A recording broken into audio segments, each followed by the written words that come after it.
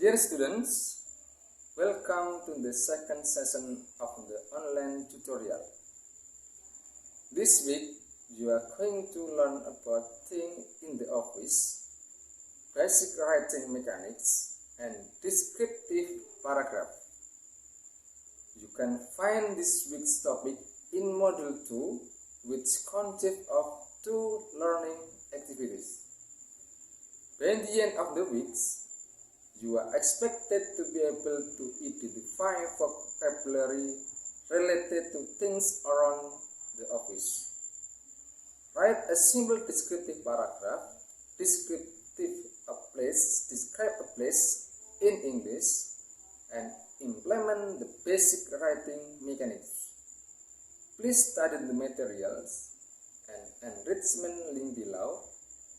Afterwards, please participate in discussion forum 2. Good luck.